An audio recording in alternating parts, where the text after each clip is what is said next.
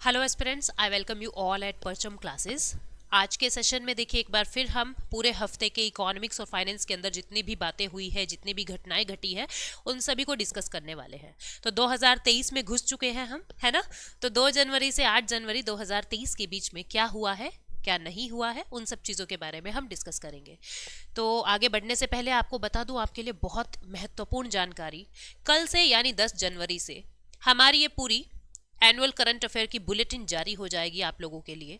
इसके अंदर क्या क्या होगा, 2022 कंप्लीट कवरेज होगा करंट अफेयर का, जनवरी टू दिसंबर, जनवरी से लेके दिसंबर तक 2022 में जितने भी अपॉइंटमेंट्स हुए हैं, अवार्ड्स हुए हैं, books and authors, obituaries, state news, national news, international news, index and rankings, government schemes, banking and finance, defence and science tech, sports and many more things, ये सारी चीजें कवर की जाएंगी इस बुलेटिन में, जो आप लोगों को पीडीएफ फॉर्मेट में मिल जाएगा। A4 पीडीएफ आप लोगों के लिए प्रिंटेबल होगा और इंग्लिश और हिंदी दोनों ही मीडियम में ये अवेलेबल होगा। तो किसी भी तरीके से आप लोग अगर तैयारी कर रहे हैं किसी भी कॉम्पिटिटिव एग्जाम की, ये हर कॉम्पिटिटिव एग्जाम के लिए काफ़ी बेनिफिशियल रहने वाला है। कल यानी कि 10 जनवरी, अपनी फ़ोन में अपनी डेट सेव कर लेना, 10 जनवरी 2023 से इसको हम लॉन्च कर रहे हैं, ठीक है। और कुछ बैचेस के बारे में बता दूं, एक कोर्स चल रहा है हमारी ऐप पे, एसएससी जीए का कंप्लीट कोर्स चल रहा है, जिसके अंदर history, geography, polity, static GK सब कुछ कवर किया जा रहा है। हमारी पूरी टीम ने मिलकर इसको प्रिपेयर किया है, पूरा रिकॉर्डेड फॉर्मेट में आपको सब कुछ मिल जाएगा। इधर एक कोर्स चल रहा है जिसके अंदर सिर्फ इकोनॉमी होगी, जिसको मैं 0 से हाई लेवल तक लेके जा रही हूँ, बिल्कुल बेसिक से हाई लेवल तक की इकोनॉमी हम लोग कवर कर रहे हैं। इसको कंप्लीटली मैं करवाऊंगी, ठीक है। दोनों ही कोर्सेज में अगर आपको कुछ एक्स्ट्रा ऑफ चाहिए, then use code PAYL10 to get 10% extra off, ठीक है। तो अब देख लेते हैं आज के पिटारे में क्या है, आज की न्यूज में क्या है।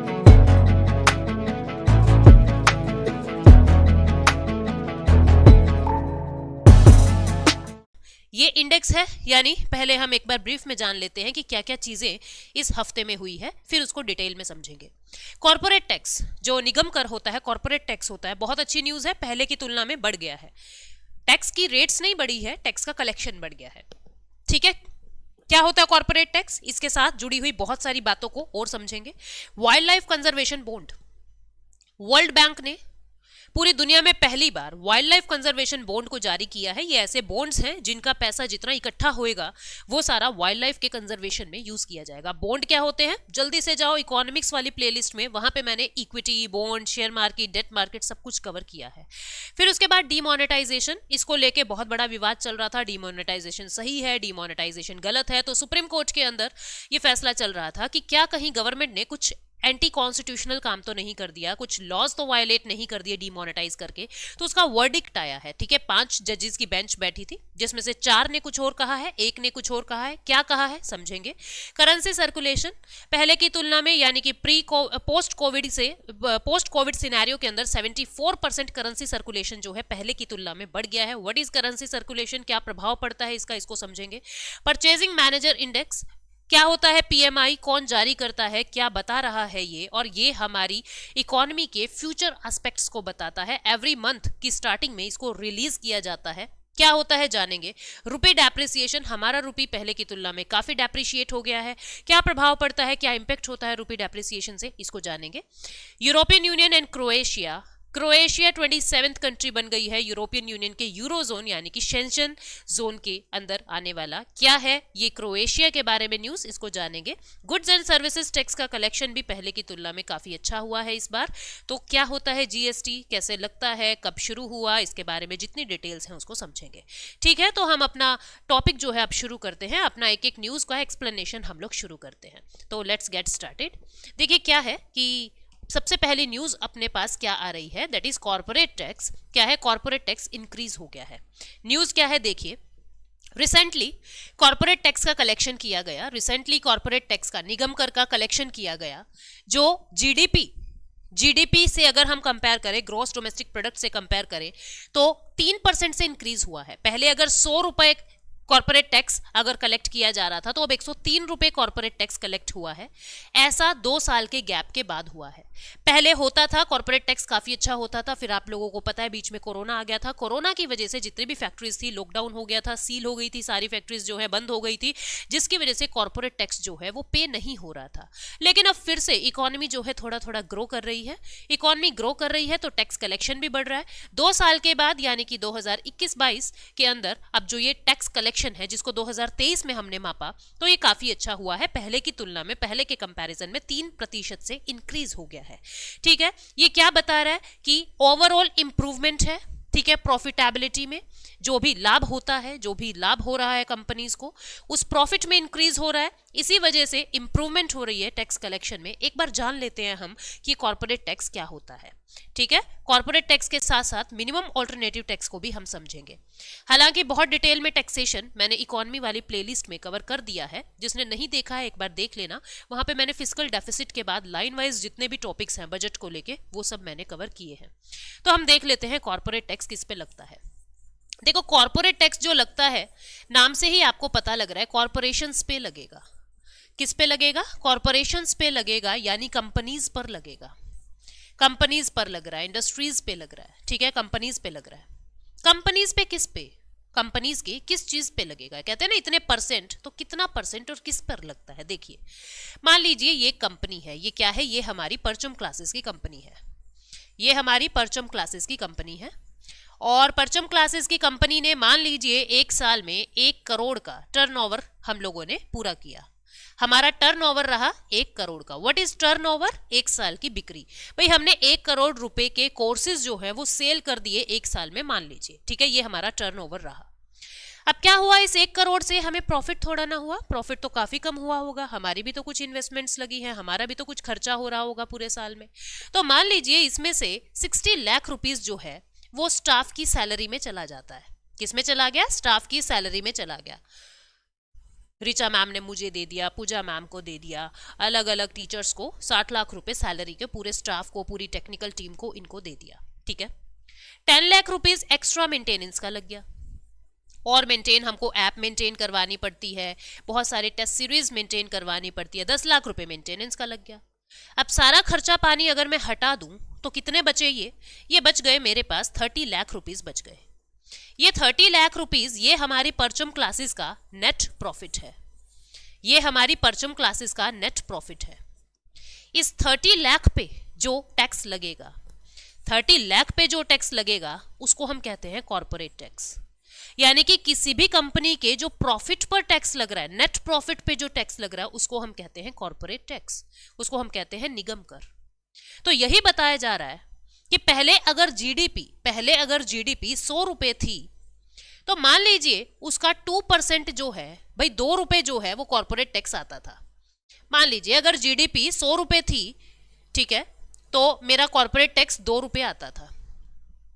अब जीडीपी 100 रुपए पे मेरा कॉर्पोरेट टैक्स जो है वो 5 रुपीज आया है। मतलब पहले की तुलना में 3% इंक्रीज हो रहा है। आपको बात समझ आ रही है? भाई जीडीपी का पहले जितना हिस्सा कॉर्पोरेट टैक्स था, अब कॉर्पोरेट टैक्स ज्यादा कलेक्ट हो रहा है। किस वजह से? क्योंकि लॉकडाउन खुल गया है, सारी इंडस्ट्रीज अपने ट्रैक पे आ गई हैं, फिर से प्रोडक्शन बढ़ रहा है, फिर से डिमांड्स बढ़ रही है, फिर से गुड्स एंड सर्विसेज प्रोड्यूस हो रहा है, तो प्रॉफिटेबिलिटी बढ़ रहा है। जितना ज्यादा प्रॉफिट बढ़ेगा उतना ज्यादा टैक्स बढ़ेगा। तो ये वजह है कॉर्पोरेट टैक्स जो है वो इंक्रीज हो रहा है। अब कभी कभी क्या होता है, कुछ कंपनीज बहुत समझदार बनती हैं और उन्होंने क्या कहा कि देखो 60 लाख रुपए सैलरी में चला गया, 10 लाख रुपए मेंटेनेंस में चला गया और 30 लाख रुपए का हमारा कैपिटल इन्वेस्टमेंट हो गया। हम लोग बोर्ड्स ले आए, हम लोगों ने अपने सभी टीचर्स के स्टूडियो तैयार करवा दिए, हम लोगों ने कैपिटल इन्वेस्टमेंट कर दिया 30 लाख का। ठीक है, तो अब आपने खर्चा कितने का कर दिया? 1 करोड़ का। टर्नओवर कितना था? 1 करोड़। 1 करोड़ टर्नओवर और 1 करोड़ का ही आपने खर्चा कर दिया। तो प्रॉफिट कितना बचा स्टूडेंट्स? प्रॉफिट बचा 0। प्रॉफिट कितना बचा? 0। अब भारत सरकार आई परचम क्लासेस पे कि आपने कॉर्पोरेट टैक्स नहीं भरा। हमने फटाफट से अपने रजिस्टर्स दिखाए कि देखो आप हमारा अकाउंट देखो, हमारा टर्नओवर 1 करोड़ का था और हमारा एक्सपेंडिचर भी 1 करोड़ हो गया, हमारा प्रॉफिट तो 0 आ रहा है। तो हम 0 का क्या परसेंट दें? आंसर 0 ही आएगा। भारत सरकार पागल थोड़ा ना है। भारत सरकार यही कहेगी कि अगर तुम्हें प्रॉफिट ही नहीं हो रहा तो तुम इतना बड़ा तामझाम क्यों चला रहे हो, बंद कर दो इसको। प्रॉफिट हो रहा है तभी तो आप लोग देश के रिसोर्सेज को यूज कर रहे हो, हमारे रिसोर्सेज तुम्हारी खुद की मेहनत को यूज कर रहे हो, इतना मेंटेनेंस कर रहे हो, तुम्हें कुछ ना कुछ बच रहा है तभी तो ये सब कर रहे हो, ऑब्वियस सी चीज है।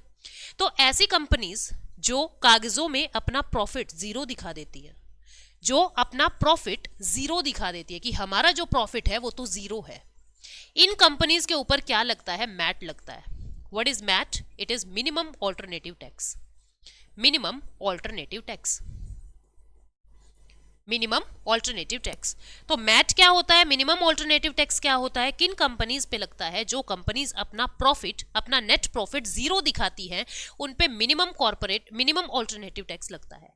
पहले ये 18% था, पर अब इसको रिड्यूस करके 15% कर दिया। ठीक है, मैट किस पर लगेगा? अब आपने कहा नेट प्रॉफिट तो जीरो है, तो ये मैट किस पर लगेगा? जो ये मैट लगेगा ये उसके ग्रॉस प्रॉफिट पे लगेगा। किस पर लगेगा? ग्रॉस प्रॉफिट पे लगेगा। What is the meaning of gross profit? इसको समझ लीजिए। जो उसका ग्रॉस प्रॉफिट मतलब उसका टर्नओवर पे लगेगा, आप ऐसा समझे, उसके टर्नओवर पर लगेगा, ऐसा समझ सकते हैं आप। भाई जो हमने 1 करोड़ की सेल की है, वो कहेंगे कि 1 करोड़ का 15% यानी कि 15 लाख रुपीस जो है वो आप हमको मैट दे दीजिए। आप कह रहे हैं ना कि आपका प्रॉफिट नहीं हुआ, हमें मतलब नहीं है आपके प्रॉफिट से।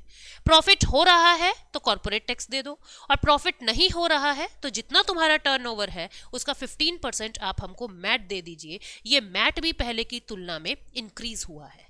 ठीक है, हालांकि इसको 18% से घटा के 15% कर दिया है, लेकिन फिर भी इसका जो कलेक्शन है वो काफी इंक्रीज हुआ है। उसकी वजह यही है कि जो कंपनीज हैं वो ज्यादा प्रोड्यूस कर रही है, वो कंपनीज जो है ज्यादा गुड्स एंड सर्विसेज की जो डिमांड है वो इंक्रीज होती जा रही है। ठीक है, गुड्स एंड सर्विसेज की जो डिमांड है वो इंक्रीज होती जा रही है।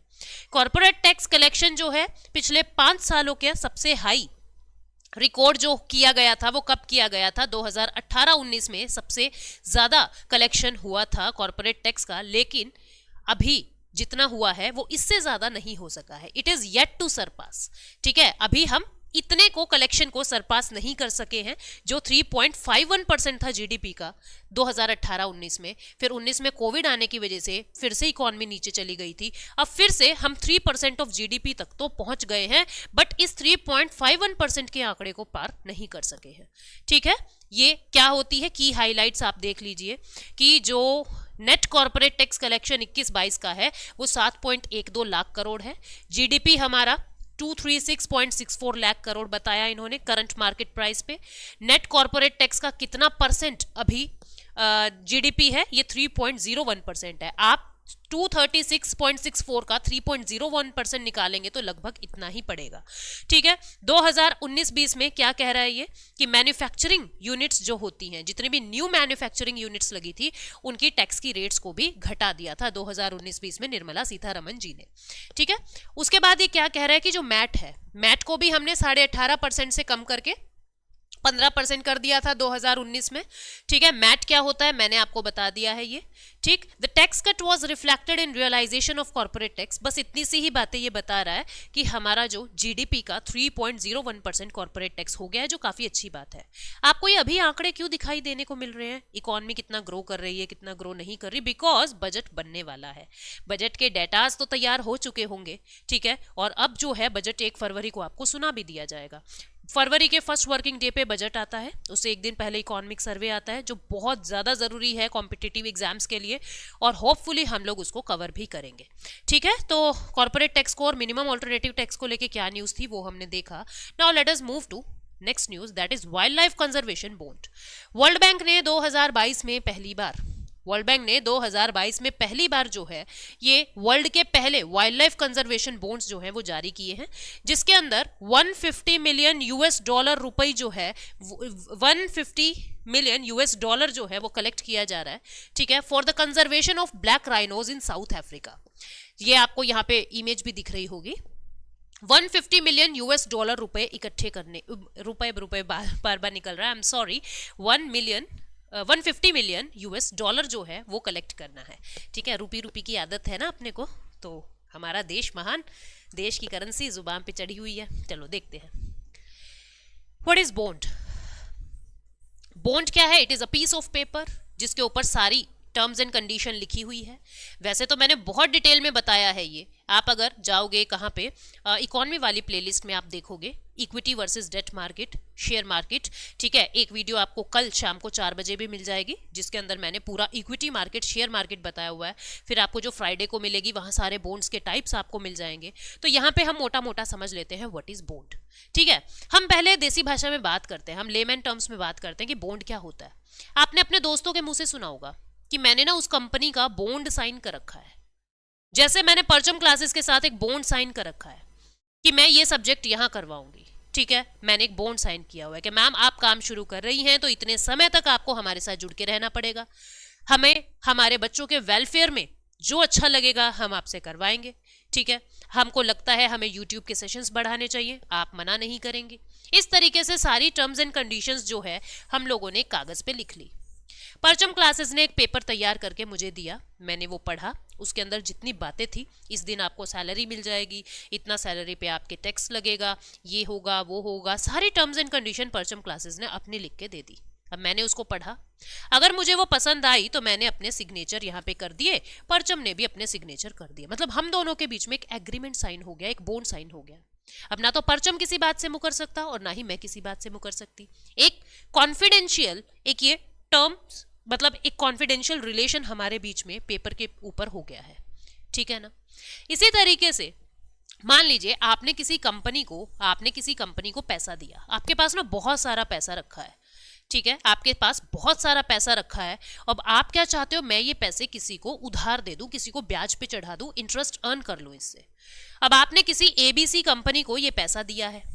अब ये एबीसी कंपनी जो है, जो आपको 21 दिन में पैसा दुगने करने के सपने दिखा रही थी, मान लीजिए वो भाग जाए तो, कल को वो मुकर जाए तो कि हाँ आपने तो हमें पैसा दिया ही नहीं, हम क्या करेंगे फिर, है ना। तो हम क्या करेंगे, कंपनी वाले क्या कहते हैं, देखो आप हमको पैसा दो, हम ना अपनी सारी बातें एक कागज पे लिख लेते हैं कि आपने यानी ए नाम के पर्सन ने हमको एक्स रुपए दिए हैं, इस दिन को दिए हैं, इतने रेट ऑफ इंटरेस्ट से हम वापस करेंगे, ठीक है। और इतनी डेट को हम इनका प्रिंसिपल अमाउंट वापस कर देंगे। सारी टर्म्स एंड कंडीशन जो है एक कागज पे लिख लिया। इसको क्या कहा, बॉन्ड कहा। इस कागज को क्या कहा, बॉन्ड। कि जिस बॉन्ड पे हम लोगों ने सारी उधार की शर्तें लिख दी है उसको हमने कह दिया बॉन्ड।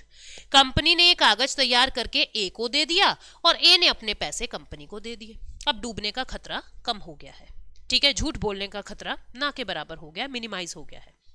अब ऐसे ही वर्ल्ड बैंक ने कुछ पेपर प्रिंट किए, ठीक है। उन पेपर्स पे लिखा हुआ है कि हमको इतना रुपया चाहिए, ठीक है, और हम इस पैसे को राइनोज को सेव करने में लगाएंगे। हम इस पैसे को, जो ब्लैक राइनो है साउथ अफ्रीका के, उनको कंजर्व करने में सारा पैसा जो है वो हम खर्च करेंगे। कितना पैसा उन्होंने मांगा, 150 मिलियन यूएस डॉलर। कितना, 150 मिलियन यूएस डॉलर जो है वो हम लोगों ने पैसा जो है वो आप लोगों से मांग लिया है ब्लैक राइनोस को कंजर्व करने के लिए, ठीक है। तो अब ये जो वर्ल्ड बैंक है ये पहली बार ऐसा कर रहा है, यानी कोई भी इतनी बड़ी इंस्टीट्यूशन पहली बार ऐसा कर रही है कि पैसा कलेक्ट कर रही है राइनोस को कंजर्व करने के लिए, ठीक है। तो ये सारी की सारी न्यूज़ है, इसमें आपको इंटरेस्ट भी मिलेगा, पूरा ब्याज मिलेगा आप लोगों को। सारी डिटेल्स हम लोग यहाँ देख लेते हैं कि 2022 में वर्ल्ड बैंक ने वर्ल्ड के पहले वाइल्ड लाइफ बॉन्ड जारी किए हैं साउथ अफ्रीका के ब्लैक राइनोस को कंजर्व करने के लिए, ठीक है। वाइल्ड लाइफ कंजर्वेशन बॉन्ड जो है ये पहली बार छपे हैं। आउटकम बेस्ड है, मतलब कि अपने ने पहले ही एक आउटकम सोच रखा है, एक रिजल्ट सोच रखा है कि हमको ये पैसा कहाँ लगाना है। फाइनेंशियल इंस्ट्रूमेंट है, पैसा इकट्ठा कर रहे हैं, फाइनेंस इकट्ठा कर रहे हैं इससे, ठीक है। क्योंकि जो ब्लैक राइनोज है उनकी पॉपुलेशन को हमें इंक्रीज करना है। 5 तरीके के राइनोज होते हैं, 5 तरीके की स्पीसीज होती हैं, जैसे व्हाइट एंड ब्लैक राइनो जो अफ्रीका के अंदर फेमस है। उसके बाद ग्रेटर वन हॉर्न राइनो, ठीक है, वन हॉर्न राइनो, जावा और सुमात्रन राइनोस, ठीक है। ये जो साउथ अफ्रीका के अंदर स्पेशली ये पैसा लगाया जा रहा है ताकि इन राइनोस को कंजर्व किया जा सके। अब जितना पैसा है उसमें से आधा तो राइनोस को कंजर्व करने में लगाएंगे और आधा जो पैसा है वो फिर दूसरी स्पीसीज को कंजर्व करने में लगाएंगे। नेक्स्ट न्यूज क्या कह रही है, डीमोनेटाइजेशन। अब डीमोनेटाइजेशन को विवाद था। आपके भी घरों में बातें चलती होंगी कि डीमोनेटाइजेशन अच्छा था या नहीं था। सबसे पहले तो जान लेते हैं ये डीमोनेटाइजेशन होता क्या है। 8 नवंबर 2016 आपने एक न्यूज़ सुनी तड़कती भड़कती सी कि भाइयों बहनों, तुम्हारे जो 500,000 के पुराने गांधी जी के नोट हैं वो सब बैन हो गए हैं, वो सब अब यूज नहीं रहेंगे, उन सब का अब कोई काम नहीं रहेगा, वो मिट्टी बन जाएंगे। ठीक है, ये तो हम लेमन टर्म्स में बोल देते हैं। लेकिन डीमोनेटाइजेशन का मतलब होता क्या है? डीमोनेटाइजेशन का मतलब होता है किसी भी करेंसी को अब लीगल टेंडर घोषित नहीं रहने देना। वो अब लीगल टेंडर नहीं रहे। लीगल टेंडर क्या होता है? लीगल टेंडर का मतलब होता है वो करेंसी जिसके अंदर आपके सारे डेट आप पे कर सको, मतलब वो एक्सेप्टेबल बाय ऑल हो। अगर कोई आपकी उन करेंसीज को मना कर रहा है तो आप उनके ऊपर क्लेम कर सकते हैं। ठीक है, जैसे मैं कहूं आज मैं आपको 5 रुपए दे रही हूं, मैं क्या कर रही हूं, 5 रुपए का गांधी जी वाला नोट जो आरबीआई ने प्रिंट किया है, बिल्कुल असली नोट मैं आपको दे रही हूं। ये लीगल टेंडर है भारत के अंदर। ठीक है, क्योंकि इसको आरबीआई ने। अच्छा, उससे भी पहले आप ये समझिए कि लीगल टेंडर क्या होता है। ठीक है, बिल्कुल बेसिक से चलते हैं। What is legal tender? देखो, दो तरीके के शब्द आप लोग न्यूज में या अपनी बुक्स में पढ़ोगे। एक शब्द होता है फिएट मनी और एक शब्द होता है लीगल टेंडर। ठीक है, किसी भी करेंसी को लीगल टेंडर होने के लिए 2 शर्तें पार करनी पड़ती है। पहली शर्त तो है कि वो फिएट मनी होना चाहिए। पहली शर्त क्या है? वो फिएट मनी होना चाहिए। और दूसरी शर्त ये है कि that it must be acceptable bye all. पहला तो वो फिएट मनी रहे, दूसरा it must be acceptable bye all. तो जो ये फिएट मनी है, अब इसको जान लेते हैं फिएट मनी क्या होता है। फिएट मनी होने के लिए किसी भी करेंसी को 2 रास्तों से गुजरना पड़ेगा। पहला तो या तो वो पेपर की फॉर्मेट में हो, कागज के रूप में हो, या वो कॉइन के रूप में हो, और या फिर वो वर्चुअल रूप में हो। ठीक है, पेपर की रूप में हो, कॉइन के रूप में हो, या फिर वो वर्चुअल रूप में हो। पहली शर्त तो ये। दूसरी शर्त, उसको या तो सेंट्रल बैंक ने जारी किया हो, या फिर उसको भारत सरकार ने जारी किया हो, या फिर उसको किसी ऑथोराइज्ड कंपनी ने जारी किया हो। भाई, किसी को अगर कहा हुआ है गवर्नमेंट ऑफ इंडिया ने, पार्लियामेंट ने, कि आप लोग जारी कर सकते हो नोटों को, उसने जारी किया हुआ हो। अगर कोई भी करेंसी इन 2 रास्तों से गुजर जाती है, इन दोनों शर्तों को पार कर देती है, तो वो एक फिएट मनी हो जाती है। मैं आपको एग्जांपल देती हूं, बिटकॉइन का एग्जांपल लेते हैं। क्या बिटकॉइन पेपर कॉइन या वर्चुअल रूप में है? आप कहोगे बिल्कुल मैम, बिटकॉइन जो है वो एक वर्चुअल करेंसी है। ठीक है, पहली शर्त तो पार कर दी। क्या बिटकॉइन को किसी भी दुनिया की किसी भी सेंट्रल बैंक ने या किसी भी गवर्नमेंट ने या किसी ऑथोराइज्ड कंपनी ने जारी किया है? नहीं, उसको एक प्राइवेट कंपनी जो है वो जारी कर रही है। तो बिटकॉइन एक फिएट मनी नहीं है। अब अगर ये फिएट मनी नहीं है तो ये एक लीगल टेंडर भी नहीं है। मैं अगर आपको कहूं कि आप मुझसे बिटकॉइन ले लीजिए, या मैं कहूं कि आप मुझे अपनी स्कूटी दे दो और मैं आपको बदले में बिटकॉइंस दे देती हूँ, आप क्या कहोगे? नहीं मैम, हमें नहीं चाहिए बिटकॉइन, हम तो रुपी लेते हैं, हमें रुपी चाहिए, हमें बिटकॉइन नहीं चाहिए। मैं आपका कुछ नहीं उखाड़ सकती।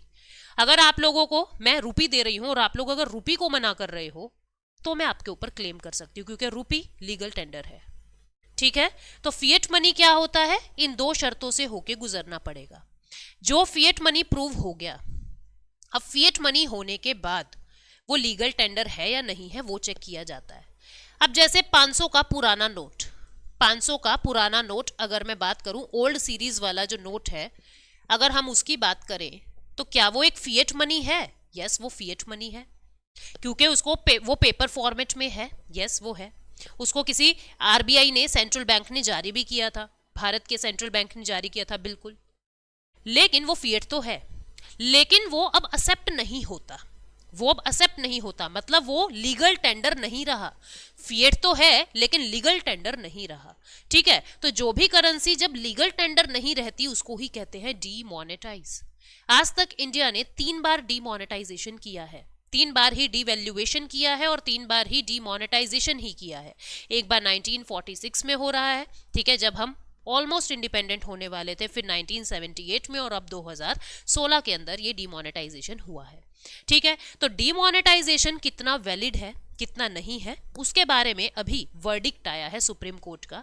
ऐसा कहा गया है 4/1 की मेजॉरिटी से ये डिसीजन लिया गया है। एक कॉन्स्टिट्यूशनल बेंच था जिसके अंदर 5 जजेस थे, 4 कह रहे हैं कि ये लीगल है, ठीक है, ऐसा करना वायलेशन नहीं है किसी भी कानून का, और एक जज ने कहा है कि इसमें लॉज वायलेट हुए हैं और डीमोनेटाइजेशन करना बिल्कुल भी सही नहीं था।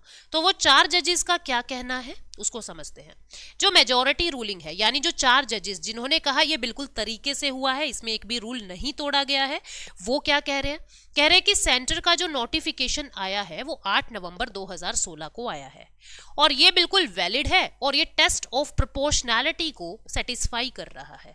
टेस्ट ऑफ प्रोपोर्शनैलिटी क्या होता है? टेस्ट ऑफ प्रोपोर्शनैलिटी होता है जिन जिन देशों के अंदर ये काम हो चुका है हम उनके केस स्टडी करते हैं कि वहां पे किस तरीके से ये काम हुआ है। भारत भी अगर उस तर्ज पे काम कर रहा है ऑलमोस्ट लगभग, ठीक है, तो कहते हैं कि टेस्ट ऑफ प्रोपोर्शनैलिटी को फुलफिल कर रहा है। ठीक है, तो क्या कहा गया है कि जो हमारा सेक्शन 26(2) है, आरबीआई एक्ट 1934 का सेक्शन 26(2) है, उसके अंदर ऐसा कहा गया है कि जब कभी भी डीमोनेटाइजेशन करना है तो सेंटर आरबीआई से परमिशन लेगा, सेंटर आरबीआई की रिकमेंडेशंस सुनेगा, अपनी मर्जी से कुछ नहीं कर सकता। और इन 4 जजेस ने यही कहा है कि कोई भी स्टेप लेने से पहले आरबीआई और सेंटर के बीच में पिछले 6 महीनों से वार्तालाप चल रही थी। ऐसा नहीं है कि सेंटर ने अपनी मर्जी से ये काम कर दिया, जो प्रोसीजर है वो पूरा फॉलो किया गया है। ठीक है, सेंट्रल बोर्ड की रिकमेंडेशन पे ही ये काम हुआ है, एडवाइस ली गई है सेंट्रल गवर्नमेंट के द्वारा उनकी, तो ये बिल्कुल भी इनवैलिड नहीं है, ये बिल्कुल एक वैलिड स्टेप है। जबकि जो माइनॉरिटी वाले हैं, जो यानी जो एक जज है उस बेंच के अंदर, जो एक जज है जो इसको इनवैलिड कह रहे हैं, वो क्या कह रहे हैं कि सेंट्रल गवर्नमेंट ने आरबीआई से नहीं पूछा और ये काम जल्दी जल्दी में कर दिया गया। जबकि जो 4 जज बोले ये काम इतना कॉन्फिडेंशियल था कि इसको ये कॉन्फिडेंशियलिटी और स्पीड से ही हो सकता था। अगर ये बातें पहले लीक हो जाती तो आप सोच भी नहीं सकते कि ये काम कितना डिजास्ट्रस हो सकता था और इसके कॉन्सिक्वेंसेस कितने भयंकर हो सकते थे। तो ये एक जज जो है वो इस बात से कन्विंस नहीं है, उन्होंने कहा है ये पूरा प्रोसीजर इनवैलिड है, इसमें आरबीआई की कोई सलाह नहीं ली गई, सिर्फ आरबीआई को डिसीजन सुनाया गया है सेंट्रल गवर्नमेंट के द्वारा, प्रॉपर प्रोसीजर फॉलो नहीं किया गया है, इस वजह से ये काम इनवैलिड है। तो मेजॉरिटी विंस, तो सुप्रीम कोर्ट ने यही वर्डिक्ट दिया है कि 4 जजेस ने कहा है कि ये वैलिड है तो ये वैलिड है। ये पूरी न्यूज थी जिसके बारे में हमने जाना डिमोनेटाइजेशन की। Next news is currency circulation. Currency circulation increase हुआ है, ये कह रहा है पिछले 6 साल 2 महीने में। गवर्नमेंट ने जब से डीमोनेटाइजेशन अनाउंस किया है 2016 में, जो पब्लिक के पास करेंसी है वो बढ़ गई है, 74% से इंक्रीज हो गई है। डीमोनेटाइजेशन के पहले की तुलना में 74% करेंसी लोगों के हाथ में अब ज्यादा है। ठीक है, करेंसी सर्कुलेशन शब्द को समझ लीजिए, उसके बाद आपको सारी न्यूज समझ आएगी। करेंसी सर्कुलेशन क्या होता है, सिंपल टर्म्स में बता रही हूं। करेंसी सर्कुलेशन ये होता है money held with public. Money held with public, लोगों के हाथ में कौन सा पैसा है? मनी हेल्ड विद पब्लिक, लोगों के हाथ में कितना पैसा है, वो कितना डिमांड्स कर रहे हैं, कितनी गुड्स एंड सर्विसेज की डिमांड कर रहे हैं उस पैसे से, मनी हेल्ड विद पब्लिक, उसको करेंसी सर्कुलेशन कहते हैं। लोगों ने जो बैंक में डिपॉजिट करवाया है, मान लीजिए मेरे पास मेरी सैलरी 1 लाख रुपीज आई थी, मेरी सैलरी 1 लाख रुपये आई थी, इसमें से 45,000 जो है वो तो मैंने मेरी पॉकेट में रख लिया, ठीक है, और मैंने क्या किया 55,000 रुपीज जो है वो मैंने बैंक में जमा करवा दिया। तो किसको कहेंगे करेंसी सर्कुलेशन वाला मनी? जो ये 45K रुपीज है, 45,000 रुपए है जो मैंने अपनी पॉकेट में रखा है, जो मैंने मेरे हाथ में रखा है, उसको करेंसी सर्कुलेशन कहेंगे। ठीक है, जो बैंक में आप डिपॉजिट कर देते हैं उसको करेंसी सर्कुलेशन नहीं कहते हैं। क्लियर हो गया कि करेंसी सर्कुलेशंस में कितनी है, ठीक है, लोग भागों के हाथ में कितने रुपए हैं, उसको करेंसी सर्कुलेशन कहते हैं। तो यहाँ पे क्या कहा जा रहा है कि ये जो करेंसी सर्कुलेशन है ये पहले की तुलना में काफी बढ़ गया है, 74% से इंक्रीज हो गया है। कब से? जब से डीमोनेटाइजेशन अनाउंस हुआ है उसके बाद से। इससे डिमांड, जितना ज्यादा करेंसी सर्कुलेशन में होता है उतनी ज्यादा महंगाई बढ़ती है, क्योंकि आप लोगों के पास जितना पैसा होगा आप लोग उतनी ही डिमांड करेंगे, और डिमांड अगर सप्लाई को मैच नहीं कर पाती है, डिमांड बढ़ती जा रही है और सप्लाई उतनी नहीं प्रोड्यूस होती है, तो उस केस में क्या होता है? उस केस में महंगाई हो जाती है, उस केस में इन्फ्लेशन बढ़ जाता है। और ये भी एक वजह है इन्फ्लेशन बढ़ने की। गवर्नमेंट ने इतनी कोशिश कर ली है कि वो लेस कैश इकोनॉमी को प्रमोट करे, ठीक है, वो लेस कैश सोसाइटी बनाए, लेस कैश इकोनॉमी, रिस्ट्रिक्शंस लगा दें ज्यादा पैसा यूज करने पे, लेकिन उसके बावजूद जो करेंसी सर्कुलेशन है वो बढ़ता जा रहा है, ठीक है। करेंसी सर्कुलेशन क्या होता है वो हमने देखा। इट रेफर्स टू कैश और currency with in a country. किसी देश के अंदर कितना फिजिकल कैश है उसको करेंसी सर्कुलेशन कहते हैं, ठीक है। ये एक कॉम्पोनेंट है मनी सप्लाई का, एक कंपोनेंट है मनी सप्लाई का। ये मनी सप्लाई क्या होती है उसको देखते हैं। ये टोटल स्टॉक ऑफ मनी होता है, टोटल स्टॉक ऑफ मनी, ठीक है भाई। आपने बैंक वैंक का भी जितना जोड़ दिया है उसको मनी सप्लाई कह दिया। उस टोटल स्टॉक में से कितना पैसा आपके हाथ में है, दैट इज करेंसी सर्कुलेशन, ठीक है। तो ये क्या कह रहा है कि सेंट्रल बैंक फिजिकल करेंसी को करेंसी सर्कुलेशन कह रहा है। ये रुपी की फॉर्म में, कॉइन्स की फॉर्म में, स्मॉल कॉइन्स की फॉर्म में हो सकता है, ठीक है ना। अब आगे अपने को कुछ बातें जाननी है। देखो, मनी सप्लाई को हम 4 तरीके से मेजर करते हैं। मनी सप्लाई को हम 4 तरीके से मेजर करते हैं और ये बहुत ज्यादा इंपॉर्टेंट है। मेजरमेंट कैसे कैसे करते हैं? ऐसे लिखते हैं हम M1, M2, M3 और M4। M1 और M2 को क्या कहा जाता है? Narrow money. M1 and M2 को क्या कहा जाता है? Narrow money. M3 और M4 को क्या कहा जाता है? Broad money. क्या कहा जाता है? Broad money. M1 and M2 is narrow money, M3 and M4 is broad money, ठीक है। तो ये नैरो मनी क्या होता है, ब्रॉड मनी क्या होता है? नैरो मनी जिसको आप बहुत जल्दी से यूज कर सकते हो, ब्रॉड मनी जिसको थोड़ा टाइम लगेगा यूज करने में, लिक्विडिटी कम होती है। देखते हैं M1 में क्या क्या आता है। M1 में आता है करेंसी विद पब्लिक, लोगों के हाथ में कितना पैसा, उनकी जेब में कितना पैसा है, ठीक है, plus demand deposit with bank. Demand deposit with bank, आपके करंट अकाउंट और सेविंग अकाउंट बैंक्स में कितने हैं, इसको कहते हैं, ठीक है। ये ऐसा पैसा है आपकी पॉकेट में है और आपके करंट और सेविंग अकाउंट में रखा है पैसा। तो जैसे ही आपको जरूरत हुई आप उस पैसे को यूज कर सकते हैं, कार्ड का यूज करके। पॉकेट का पैसा तो कभी भी यूज कर लो, और जो आपके करंट अकाउंट में रखा है, जो आपके सेविंग अकाउंट में रखा है, उस पैसे को आप बहुत जल्दी से कार्ड से, नेट बैंकिंग का यूज करके आप उसको यूज कर सकते हो। यानी M1 कैसा पैसा है जो सबसे जल्दी यूज किया जा सकता है अगर जरूरत पड़े तो, ठीक है। फिर M3 में क्या आता है, उसके बाद हम M3 की बात करते हैं। M3 में आएगा स्टूडेंट्स जितना पैसा M1 में है प्लस जितना पैसा M1 में है, प्लस यहां पे आ जाएगा time deposit with bank. Time deposit with bank, ठीक है। यानी बैंक में कितना आपने FD किया हुआ है, फिक्स डिपॉजिट कितना है आपका, रिकरिंग डिपॉजिट कितना है आपका, टाइम डिपॉजिट विद बैंक ये आ जाएगा, ठीक है। M3 कितना हो गया? M1 plus time deposit with bank. अब तुम खुद सोचो, M1 तो आप जल्दी से यूज कर लोगे, ठीक है, लेकिन FD तुड़वाने में तो थोड़ा वक्त लगेगा ना, पैसा चाहिए तो। अगर कार्ड से तो आपकी FD नहीं टूटेगी ना, आपको कहीं पे शॉपिंग करनी है तो आप FD से पैसा तो नहीं निकाल सकते ना उसके लिए।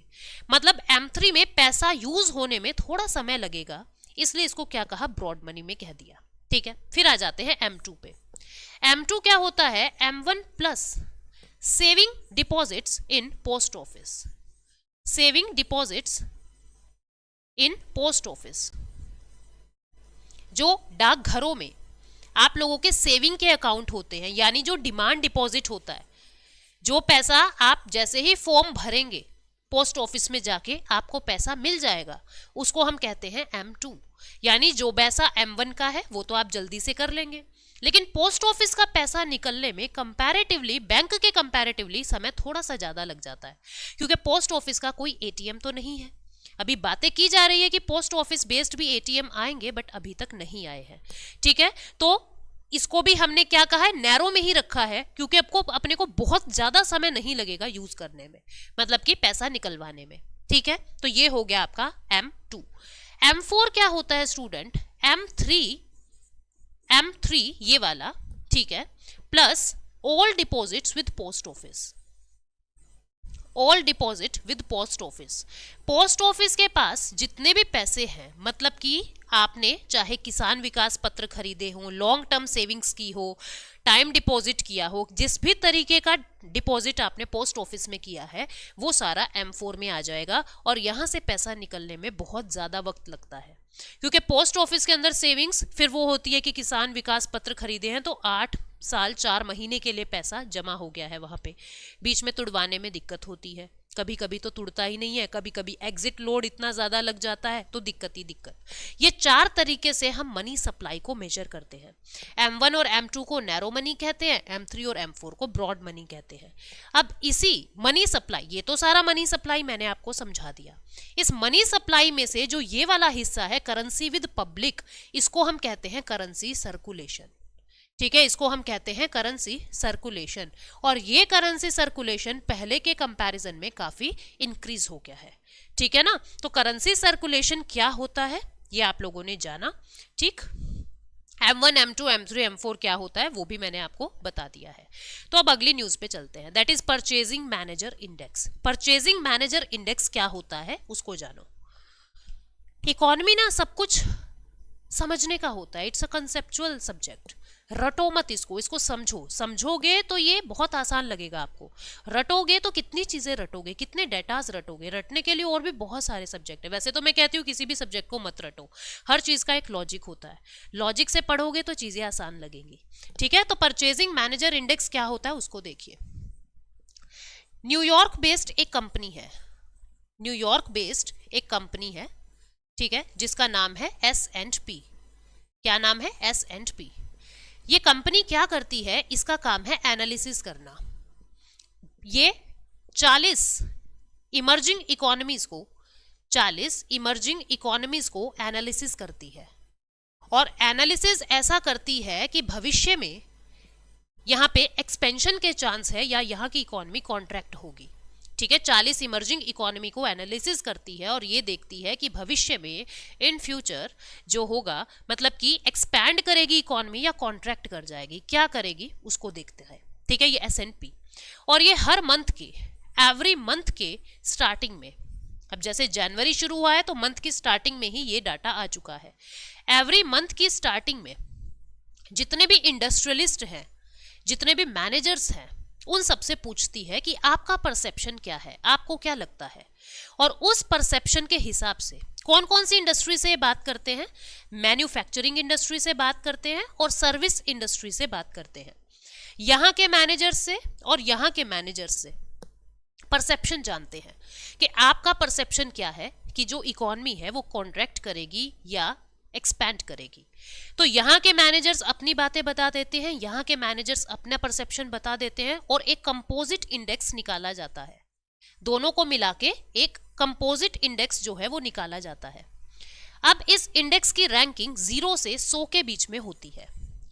अगर जो रैंकिंग है किसी को 50 से कम मिल रही है, 50 से कम यानी कि लेस देन 50 मिल रही है, तो इट मीन्स वहां की इकोनॉमी कॉन्ट्रैक्ट होगी, वहां की इकोनॉमी इस महीने कॉन्ट्रैक्टेड रहेगी, कॉन्ट्रैक्ट होगी। ठीक है, अगर 50 है तो जैसी चल रही है चलती रहेगी, कोई भी चेंज इकोनॉमी में नहीं देखा जा रहा है। और अगर मोर देन 50 परसेप्शन बनता है, मोर देन 50 बनता है, तो इट मीन्स वहां की जो इकोनॉमी है वो एक्सपैंड करेगी। तो ये हर महीने की शुरुआत में PMI जारी किया जाता है। इस बार फिर से ये PMI परचेजिंग मैनेजर इंडेक्स आया है। ठीक है, और क्या कहा है कि मोस्ट सिग्निफिकेंट प्रोडक्शन ग्रोथ जो है मैन्युफैक्चरिंग सेक्टर में इंडिया में होगी। ठीक है, लास्ट 13 मंथ की अगर हम देखें तो बहुत अच्छा सा हमारा ये साल रहेगा, ऐसा इन्होंने कहा है। 56.3 यानी मोर देन 50 आ गया, मतलब हम लोग एक्सपैंड करेंगे। ठीक है ना, हम लोग एक्सपैंड करेंगे। ये दिसंबर 2022 के इसने आंकड़े बताए हैं। कब? जनवरी की स्टार्टिंग में, जनवरी स्टार्टिंग में इसने दिसंबर 2022 के आंकड़े बताए हैं।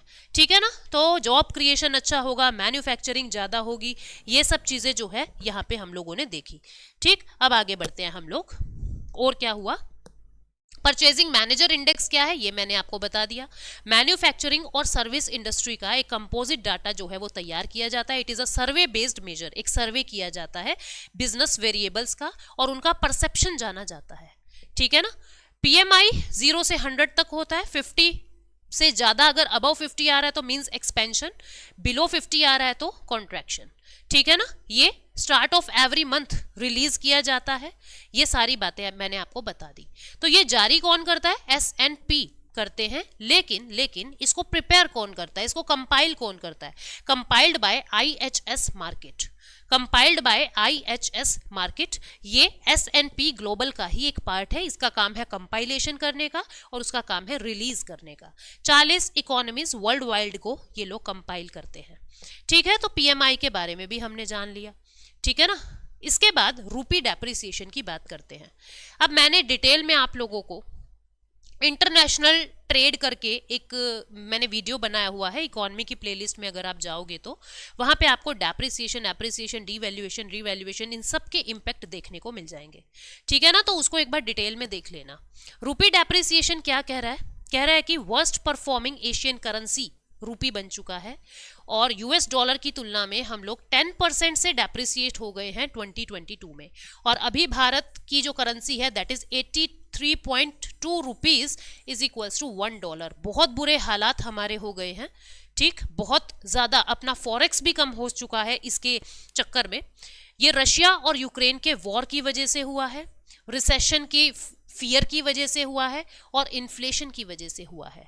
जो यूएस की करेंसी है वो एप्रिशिएट करती जा रही है, रूपी की जो है हमारा जो इंडिया की जो करेंसी है वो डेप्रिशिएट करता जा रहा है और ये 83.2 पे आके खड़ा हो गया है, ठीक है। ये क्या कह रहा है? अदर एशियन करेंसीज जो है वो भी डेप्रिशिएट हो रही है, बट इंडियन की जो करेंसी है वो ज्यादा ही डेप्रिशिएट हो रही है। जैसे उन्होंने बताया है कि साउथ कोरिया की जो करेंसी है वॉन या मलेशिया की जो करेंसी है रिंगिट वो भी डिक्लाइन हुए हैं, बट 7% एंड 6% से रिस्पेक्टिवली, ठीक है ना। जो इंडोनेशिया का रुपया है वो 9% से नीचे गिर गया है। चाइनीज का युआन भी कम हुआ है, फिलीपीन का पैसो भी कम हुआ है, लेकिन जो इंडिया की करेंसी है वो बहुत ज्यादा डेप्रिशिएट हो गई है, ठीक है ना। आरबीआई क्या कह रहा है कि आरबीआई जो है काफी इंटरवीन कर भी रहा है, इस पर परिस्थिति को संभालने के लिए काफी इंटरवीन कर भी रहा है। हमने अपने फॉरेक्स को कम भी किया है, 562.81 बिलियन यूएस डॉलर अब हमारा फॉरेक्स रह गया है एज पर 23 दिसंबर 2022। मैं एक बार आपको बता देती हूँ कि डेप्रिसिएशन कैसे क्या होता है, एक बार आप लोग समझ लेना, ठीक है। डेप्रिसिएशन क्या होता है? देखो, दो टर्म्स होती है, एक को कहते हैं डीवैल्यूएशन और एक को कहते हैं डेप्रिसिएशन। डीवैल्यूएशन क्या होता है स्टूडेंट? डीवैल्यूएशन होता है डोमेस्टिक करेंसी का वीक होना। मतलब $1 70 रुपीज था, $1 80 रुपीज कर दिया। हम लोग वीक हो गए, हमारी करेंसी वीक हो गई, ठीक है, हमारी करेंसी वीक हो गई। ये हमने की है, किसने? आरबीआई ने किया है, आरबीआई ने किया है। अगर अपनी करेंसी को वीक, उसको कहते हैं डीवैल्यूएशन। और अगर ये वीकनिंग ऑफ डोमेस्टिक करेंसी खुद से हो रही है, मार्केट फोर्सेस की वजह से हो रही है, डिमांड एंड सप्लाई की वजह से हो रही है, आरबीआई ने कुछ नहीं किया, उसको हम कहते हैं डेप्रिसिएशन। तो अभी मैं बार बार क्या टर्म यूज कर रही हूं? रूपी जो है वो डेप्रिशिएट हुआ है, आरबीआई ने नहीं किया है, खुद से हुआ है, मार्केट फोर्सेस की वजह से हुआ है, ठीक है। तो डेप्रिसिएशन कब होता है इसको समझो, जब डॉलर की डिमांड जो है वो बढ़ रही है और रूपी की डिमांड कम हो रही है। डॉलर की डिमांड बढ़ रही है और रूपी की डिमांड जो है वो कम हो रही है। डॉलर की डिमांड देखो कब बढ़ेगी? जब यहां से ज्यादा लोग यूएस रहने जा रहे हैं, जब यहाँ के ज्यादा लोग यूएस में टूरिस्ट बन के जा रहे हैं, जब यहाँ के ज्यादा लोग यूएस की सर्विसेज अवेल करना चाहते हैं, ठीक है, जब यहाँ से ज्यादा इन्वेस्टर यूएस जा रहे हैं, तो जो भी लोग यूएस जाएंगे वो लोग डॉलर की ही डिमांड करेंगे और रूपी को कहेंगे ले पकड़, रखो तुम अपने पास, रखो तुम अपने पास, ठीक है ना। रूपी को आप लोग नहीं चाह रहे हैं और डॉलर को आप लोग डिमांड किए जा रहे हैं। इस परिस्थिति में डेप्रिसिएशन हो जाता है। जब डेप्रिसिएशन होता है, जब डेप्रिसिएशन होता है तो क्या होता है? जब हमारी करेंसी डेप्रिशिएट हो जाती है तो एक तो हमारी करेंसी में इन्फ्लेशन बढ़ जाता है, इन्फ्लेशन बहुत महंगा हो जाता है, इन्फ्लेशन बहुत हाई हो जाता है, जैसा अभी हो रहा है भारत में।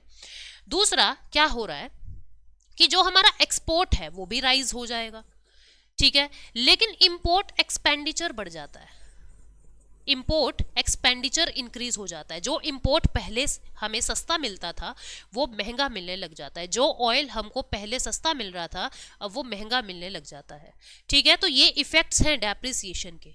अब क्यों इन्फ्लेशन बढ़ता है, क्यों एक्सपोर्ट बढ़ता है, क्यों इंपोर्ट एक्सपेंडिचर बढ़ता है, इस चीज़ों को मैंने वीडियो में बताया हुआ है ऑलरेडी, जो यूट्यूब पे ही आपको मिल जाएगी, इंटरनेशनल ट्रेड के नाम से। इकोनॉमी की प्लेलिस्ट देखना और वहाँ पे आपको ये मिल जाएगा, बहुत डिटेल में मैंने ये आपको बताया है, ठीक है। मैं यहाँ पे फिर से समय बर्बाद नहीं करना चाहती, ना आपका ना मेरा, क्योंकि वही सब बातें मैंने बताई भी हुई है, ठीक।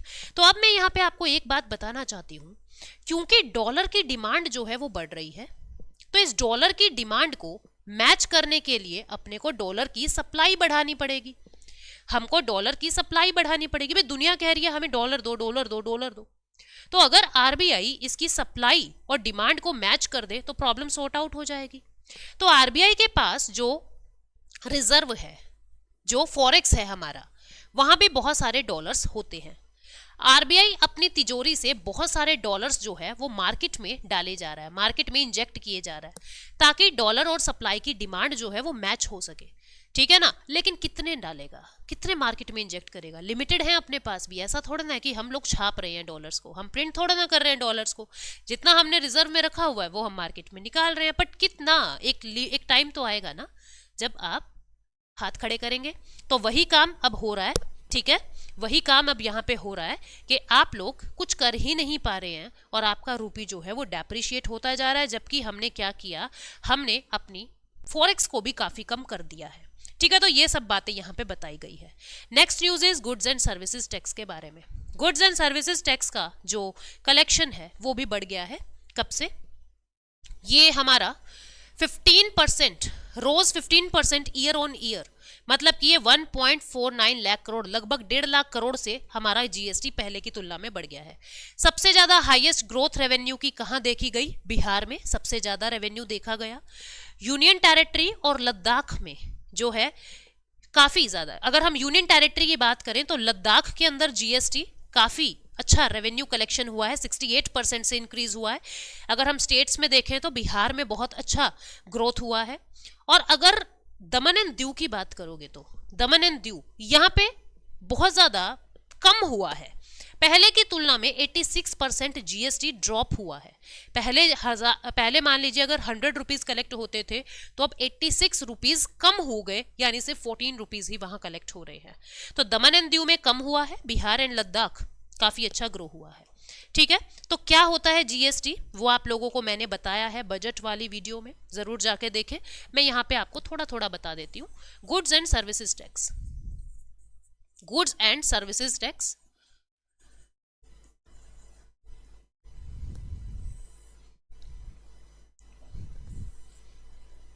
101st कॉन्स्टिट्यूशनल अमेंडमेंट एक्ट से ये लागू हुआ है इंडिया के अंदर, ठीक है।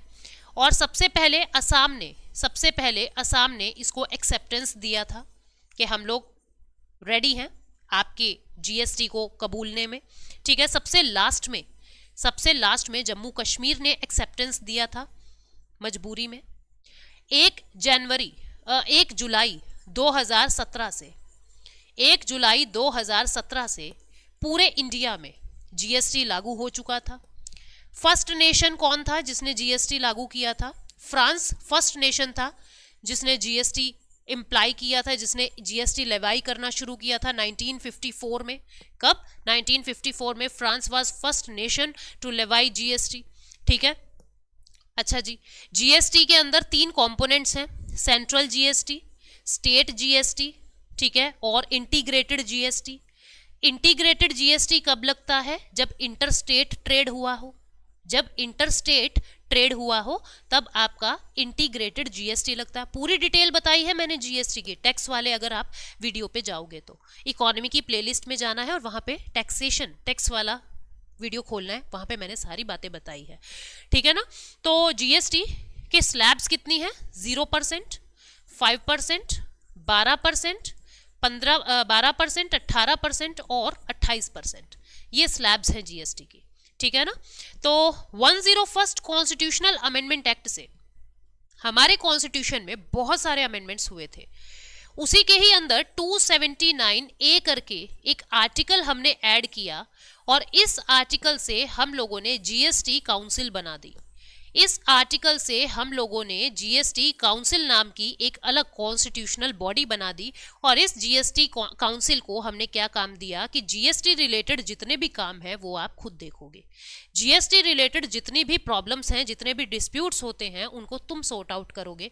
जितने डिसीजंस लेने हैं जीएसटी संबंधित वो आप लोगे, ठीक है। तो जीएसटी काउंसिल आर्टिकल 279 ए से भारत ने बना दी थी, ठीक। तो कुछ और बातें जान लेते हैं जीएसटी के बारे में। 101st कॉन्स्टिट्यूशनल अमेंडमेंट एक्ट था 2016 का। बिगेस्ट इनडायरेक्ट टैक्स रिफॉर्म है, जीएसटी एक इनडायरेक्ट टैक्स है, ठीक है। वन टैक्स वन नेशन, ये इसका स्लोगन है कि पूरे राष्ट्र में एक ही कर होना चाहिए। ये एक वैल्यू एडिड टैक्स है, ठीक है। इसके अंदर बहुत सारे इनडायरेक्ट टैक्स जो है वो ऐड हो चुके थे। ये एक डेस्टिनेशन बेस्ड टैक्स है, डबल टैक्सेशन से आपको बचाता है, ठीक है ना। मल्टीप्लिसिटी ऑफ टैक्सेस से आपको बचाता है। क्लासिफिकेशन इश्यूज खत्म कर दिया, इस पे एक्साइज, इस पे ये, इस पे वो, अब कोई भड़क नहीं, सिर्फ जीएसटी, ठीक है ना। बहुत सारे टैक्सेस इसमें इंक्लूड कर दिए, बहुत सारे एक्सक्लूड कर दिए। Now let us move to our last news, that is European Union and Croatia. जो क्रोएशिया है उसने यूरो करेंसी को अडॉप्ट कर लिया है। देखो, यूरोपियन यूनियन के अंदर आज के दिन 27 नेशंस हैं। कितने? 27 नेशंस हैं। पहले 28 थे, पर 2020 में ब्रिटेन ने एग्जिट ले लिया था, जिसको ब्रेग्जिट कहा गया, ठीक। तो 2020 में नेशंस जो है वो कम हो गए थे। अब क्रोएशिया ऐड हो गया है यूरोपियन यूनियन के अंडर और ये शेंजन जोन के अंदर भी आ गया है। ये शेंजन जोन क्या होता है? जितने भी यूरोपियन यूनियन की कंट्रीज हैं, जितनी भी यूरोपियन यूनियंस की कंट्री है, मान लीजिए एक कंट्री ये है, एक कंट्री ये है, एक कंट्री ये है, एक कंट्री, इस तरीके से इनको एक दूसरे के देशों में जाने के लिए वीजा नहीं चाहिए। इनको वीजा नहीं चाहिए, वीजा फ्री ट्रैवल करते हैं। और इनकी जो करेंसी होती है वो यूरो होती है। ऐसा कोई जरूरी नहीं है, जैसे ब्रिटेन यूरोपियन यूनियन का हिस्सा था पर करेंसी यूरो नहीं थी, ऐसा जरूरी नहीं होता है कि आपको यूरो ही माननी पड़ेगी। बट मेजर जितनी भी कंट्रीज हैं उन्होंने अपनी करेंसी यूरो एक्सेप्ट की हुई है। बट ऐसा कोई हार्ड एंड फास्ट रूल नहीं है, मैंडेटरी नहीं है कि आपको अगर यूरोपियन यूनियन का हिस्सा बनना है तो यूरो ही करेंसी अपनानी पड़ेगी, ऐसा जरूरी नहीं है। लेकिन अभी क्रोएशिया ने भी अपनी करेंसी यूरो मान ली है। ये 27th नेशन बना है जिसने अपनी करेंसी यूरो मानी है और शेंजन जोन में आ गया है। मतलब इसको भी अब यूरोपियन यूनियन की बाकी कंट्रीज के अंदर घूमने के लिए वीजा नहीं चाहिएगा, ठीक है ना। इसने यूरो को वेलकम किया है और ये भी यूरोपियन यूनियन के अब एक हिस्सा बन गया है। तो हम देख लेते हैं कहाँ पे है ये एक साउथ वेस्टर्न कंट्री है यूरोप के अंदर ही। हम उसकी लोकेशन देख लेते हैं एक बार, ठीक है ना। ये आपको दिख रहा है, ये ग्रीन वाला सेक्शन क्रोएशिया आपको यहाँ दिख रहा है, ग्रीन वाला पूरा सेक्शन। इधर इनके एड्रियाटिक सी लगता है। आसपास के नेशन देख लीजिए, ये बोस्निया लग रहा है, इधर स्लोवेनिया है, इधर हंगरी है, इधर सर्बिया है, ठीक है ना। ये कैसा नेशन है? पार्लियामेंट्री सिस्टम है यहाँ पे, यानी कि प्रेसिडेंट भी होंगे और प्राइम मिनिस्टर भी होंगे। प्रेसिडेंट कौन है यहाँ के? जोरन मिलेनोविक। आई एम सॉरी अगर मैं गलत प्रोनाउंस कर रही हूं तो। और करेंसी यहाँ की अब तो हो गई यूरो। 1 जनवरी 2023 से करेंसी हो गई है यूरो, पर पहले थी कूनो। पहले क्या करेंसी थी? कूनो। अब इन्होंने यूरो को अडॉप्ट कर लिया है। तो यहाँ के प्रेसिडेंट हैं, तो प्राइम मिनिस्टर कौन है? प्राइम मिनिस्टर आप देख सकते हैं, करंट प्राइम मिनिस्टर अभी क्रोएशिया के एंड्रेस प्लेनकोविक हैं, ठीक है। पिक्चर आप उनकी देख रहे हैं। तो ये पूरी न्यूज़ थी, इसको लेके हम यूरोपियन यूनियन के बारे में थोड़ा सा जान लेते हैं। शेंजन जोन मैंने आपको बता ही दिया है कि जितने भी यूरोपियन यूनियन के नेशंस हैं वो आपस में वीजा फ्री एंट्री करते हैं, फ्री मूवमेंट्स होती है पर्सन्स की, उसको शेंजन जोन कहते हैं, शेंजन एरिया कह देते हैं। क्रोएशिया जो है वो 27th नेशन होगा, इसका पासपोर्ट फ्री शेंजन जोन जो है उसके अंदर इसको भी एंट्री मिल गई है। यूरोपियन यूनियन ये एक इंटरनेशनल ऑर्गेनाइजेशन है 27 यूरोपियन कंट्रीज का, ठीक है। कॉमन इनका इकोनॉमिक, सोशल और सिक्योरिटी पॉलिसीज है। अब ओरिजिनली यहाँ 28 नेशन थे, पर यूके ने यानी ब्रिटेन ने 2020 में ब्रेग्जिट के तहत, ब्रेग्जिट बोले तो ब्रिटेन एग्जिट, ब्रेग्जिट के तहत खुद का एग्जिट ले लिया था। 1993 में यूरोपियन यूनियन मैस्ट्रिक्ट ट्रीटी से बना था। पहले ये एक काउंसिल था, ठीक है, यूरोपियन काउंसिल था, कॉमन इकोनॉमिक काउंसिल था। बढ़ते बढ़ते बढ़ते बढ़ते इन्होंने खुद का एक कॉमन फ्लैग बना लिया, कॉमन करेंसी बना ली। इस तरीके से मैस्ट्रिक्ट ट्रीटी के अंदर यूरोपियन यूनियन का जन्म होता है। 2012 में यूरोपियन यूनियन को नोबेल पीस प्राइज भी मिला है, पीस की प्रमोशन के लिए, डेमोक्रेसी और ह्यूमन राइट्स जो यूरोप के अंदर इन्होंने सेव किए उनको लेके। ऑब्जेक्टिव क्या है? पॉलिटिकल और इकोनॉमिक कॉपरेशन बनाना, सिक्योरिटी और फॉरेन पॉलिसीज का ध्यान रखना और कॉपरेशन को ज़्यादा अच्छा करना। तो ये पूरी हमने न्यूज़ बात की कि पूरा हफ्ते में क्या हुआ। अब थोड़े से ट्रू फॉल्स देख लेते हैं। क्या ब्रेग्जिट का मतलब ब्रिटेन का एग्जिट है यूरोपियन यूनियन से? ट्रू फॉल्स आपको बताने हैं। यस, इट्स ट्रू, ठीक है। फोर्थ वाला आप बताओगे, बाकी मैं बता रही हूँ। ये कह रहा है कि अगर जो परचेजिंग मैनेजर इंडेक्स है वो 50 से ज़्यादा हो जाए, इसका मतलब इकोनॉमी कॉन्ट्रैक्ट करेगी क्या? नहीं, इसका मतलब है इकोनॉमी जो है वो एक्सपैंड करेगी, ठीक है। जीएसटी 101 कॉन्स्टिट्यूशनल अमेंडमेंट एक्ट से लागू हुआ, बिल्कुल सही है, ट्रू। अब आपको ये बताना है जीएसटी काउंसिल आर्टिकल 280 में आती है, ट्रू और फॉल्स। अगर ये ट्रू है तो बताइए, अगर ये फॉल्स है तो ये बताइए कि कौन से आर्टिकल के अंदर जीएसटी काउंसिल आती है। आई होप आपको काफी मदद मिली इकोनॉमी को कवर करने में। Thank you so much, take care, bye bye. मिलते हैं नेक्स्ट मंडे शाम को 7 बजे कुछ और नई न्यूज के साथ।